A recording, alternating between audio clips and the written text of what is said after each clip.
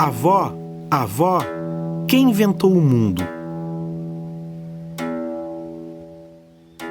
E lá ia aquela mulher negra da pele retinta como a noite, corpo exuberante como o tronco de uma árvore, contar para a criança os causos de outrora. Histórias que ela ouviu da mãe dela, que foram contadas pelos antigos e que explicam como tudo começou. A avó contava que essas histórias vinham de um reino muito distante, uma terra lá do outro lado do mar.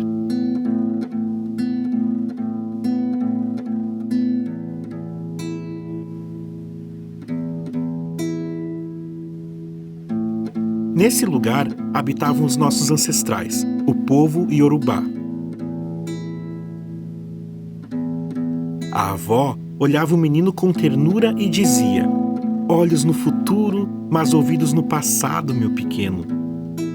Com ela, o menino aprendia histórias de guerreiros, de amores, de cores e sabores, coisas que ele nunca sequer tinha ouvido falar. Ela dizia que foi a nossa história que forjou o mundo e que a criação de tudo que existe foi transmitida nas rodas de contação de histórias e nas cantigas que os nossos ancestrais nos deixaram. Os saberes cruzaram o oceano em porões de navios sufocados pela maldade dos homens. Mas, resilientes, floresceram nos corações daqueles que ousaram compartilhar. A avó plantava saberes no coração do menino.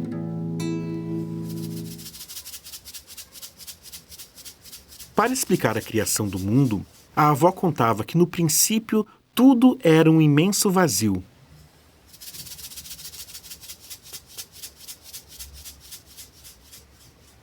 Que os orixás viviam no céu e que a terra não existia. O que hoje chamamos de planeta era apenas uma imensidão de águas profundas. Para os Iorubás, nossos ancestrais, a melhor representação da existência é uma cabaça dividida ao meio. Orum, o céu, e Aie, a terra. Para eles, Olorum é o senhor do céu e Olokun a dona dos oceanos. Do seu amor nasceu um casal de filhos, os orixás Oxalá e Odudua. Certa vez, Olorum, o Deus Supremo, idealizou a transformação da terra. Ele queria dar vida para a imensidão de águas que formavam o Aie. Com isso, Olorum encarregou Oxalá, seu filho, com a missão da criação do firmamento.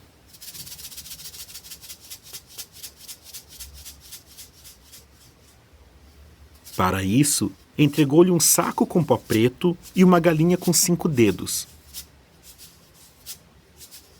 Contudo, para ter sucesso na missão, Olorum recomendou que, ao chegar na fronteira do além, que era guardada por Exu, Oxalá fizesse uma oferenda com 400.000 correntes, uma galinha com pés de 5 dedos, um pombo, um camaleão e 400.000 búzios.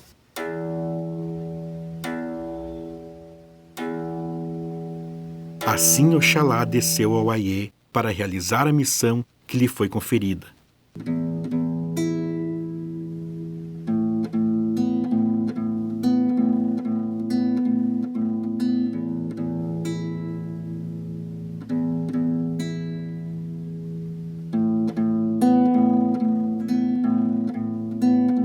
Porém, Oxalá, acometido de um repentino esquecimento, não fez a oferenda que seu pai havia recomendado.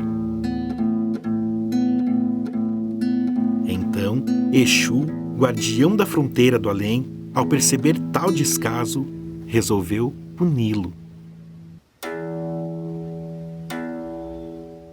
Exu secou a boca de Oxalá, e de repente uma grande sede começou a atormentá-lo. Assim, ele aproximou-se de uma palmeira de dendê, tocou seu tronco com seu bastão e da palmeira jorrou vinho em abundância. Oxalá bebeu tanto vinho de palma que embriagou-se e caiu em um sono profundo.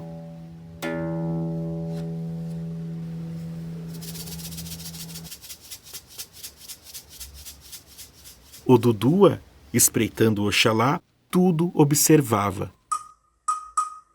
Percebendo seu irmão adormecido, pegou o saco da criação e levou a Olorum, contando que Oxalá havia se embriagado e, por isso, a tarefa não havia sido cumprida.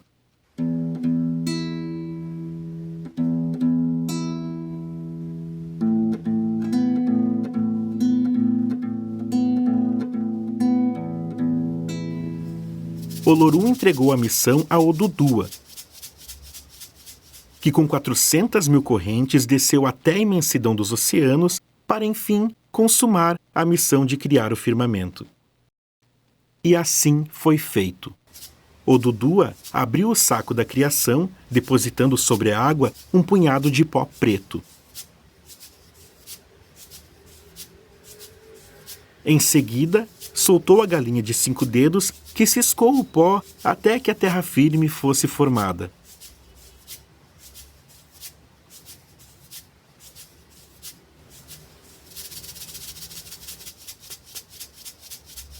Odudua exclamou, e lê em fé.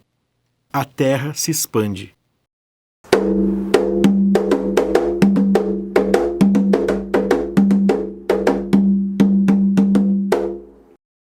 Logo em seguida, Odudua soltou o camaleão na superfície para que caminhasse e lhe desse a certeza de que a terra estava firme. A terra estava criada.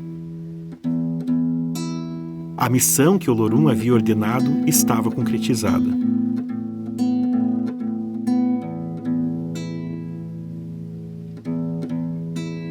Quando Oxalá despertou de seu sono profundo, foi até Olorum para contar o ocorrido e continuar sua missão.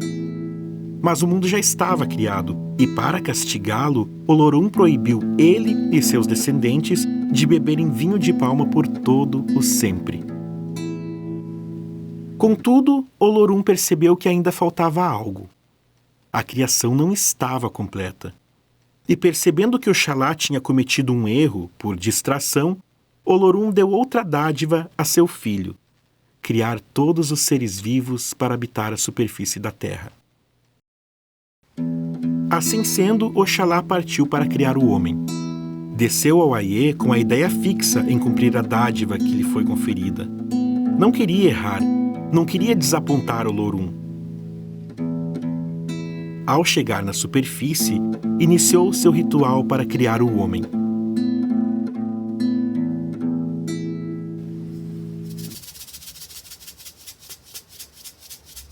Primeiro, tentou criá-lo a partir do ar, para que ele fosse semelhante à sua leveza. Não deu certo. O ser logo se desfez, como os ventos que percorrem os vales beijando as folhas. Então, tentou fazê-lo de pau, mas a criatura ficou imóvel e dura, sem expressar um pinguinho de vida. Tentou a pedra, o fogo, azeite, água e até vinho de palma e nada, absolutamente nada, dava certo. A tristeza tomou conta de Oxalá. Lhe assombrava a ideia de não conseguir realizar mais uma missão dada por Olorum. Foi então que as águas de uma lagoa escura, encravada no canto de uma montanha, começaram a borbulhar. As águas se agitaram de tal maneira que de suas profundezas surgiu Nanã, a orixá mais antiga, a avó de todos os orixás.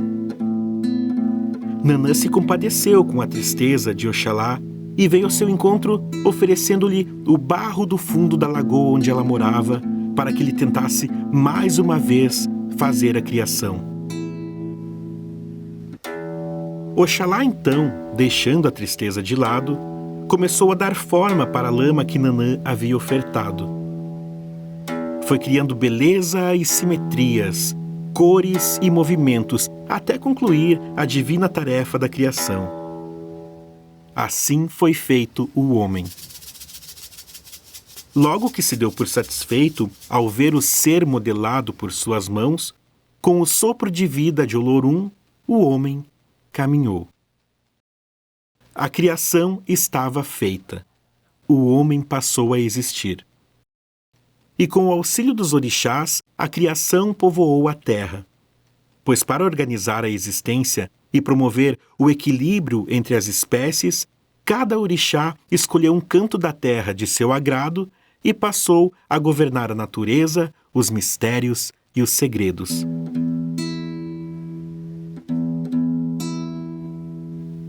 Oxum desceu as águas doces e mansas, pois ela é doçura. Oxum é a rainha da beleza, dona dos rios e cachoeiras, dona da fertilidade, protetora do amor. Obá preferiu as águas revoltas e as quedas dos rios. Ela é fortaleza, é a orixá protetora das mulheres, dona das pororocas e das águas fortes. Iemanjá, as águas salgadas do mar. Ela é a rainha dos mares e oceanos, a matriarca de quase todos os orixás. Ela é o verdadeiro elo das raízes ancestrais. Oxalá foi para os lugares calmos. Ele é o pai de todos os orixás. Ele é o dono do céu e do ar. Está presente em todos os lugares. Ele representa a energia da criação da natureza e é a personificação do céu. Iansã quis os raios e os ventos. Ela é uma guerreira. Ela é dona das ventanias e autoridade dos rituais funerários. É ela quem guia os espíritos dos mortos para o Orum. Xangô foi para as montanhas e os trovões. Ele é justo, bondoso, forte e ágil, e não tolera injustiças cometidas por mentirosos e por bandidos. Omulu preferiu a terra firme. Ele é o médico dos orixás, o senhor da cura das chagas e de outras moléstias. Ele tem o grande poder de intervenção na vida ao dominar os territórios de cura e de enfermidade. Nanã quis a lama das águas profundas e os abismos. É a orixá mais antiga. Ela nos convida a mergulhar nas profundezas do nosso ser, a enfrentar nossos medos e a aceitar nossas fragilidades. Ogum, o guerreiro, é dono dos mistérios e os caminhos. É o orixá protetor na guerra do dia a dia para defender o pão, nos guardar das violências e dos ataques. Ele tem o domínio sobre a guerra, sobre o ferro, sobre a caça, sobre as leis. Oxóssi, por sua vez, preferiu habitar as matas e as florestas. Ele é orixá da caça e da vida dos animais selvagens, guerreiro e protetor dos caçadores e caminhantes. Oxumaré se estabeleceu no arco-íris. Ele é a divindade ligada à transformação das coisas e à passagem do tempo. É o senhor do movimento que transforma e perpetua a vida. Euá habitou os horizontes. Ela é símbolo de beleza e sensualidade. É a deusa da intuição e da vidência. Apenas Exu não sabia o que escolher, pois tudo e nada lhe agradava. Ele percorreu os cantos e recantos do mundo, os montes, os vales, as águas, os ventos, e nesse processo de busca, se aproximou cada vez mais do ser humano. Por isso dizem que Exu é o orixá mensageiro, um ser intermediário entre seres humanos e divindades. Por essa razão, nada se faz sem ele, e sem que oferendas lhe sejam feitas antes de qualquer outro orixá. Então, sem conseguir escolher um lugar para se estabelecer, e com a concordância de todos os orixás, Exu considerou-se dono de tudo um pouco. Contudo, o tempo foi passando. Os homens, através de suas oferendas aos orixás, tudo conquistavam. Mas com o tempo, os homens tornaram-se relapsos. Eles deixaram de fazer suas obrigações, esqueceram dos rituais, do cuidado, do zelo, e com isso passaram a desejar os poderes das divindades, almejando um dia tornarem-se deuses. Por isso a avó dizia: olhos no futuro, mas ouvidos no passado, meu pequeno.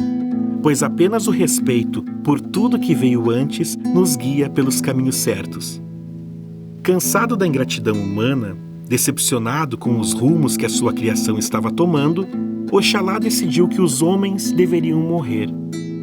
Cada um a seu tempo, respeitando suas escolhas e o caminho percorrido.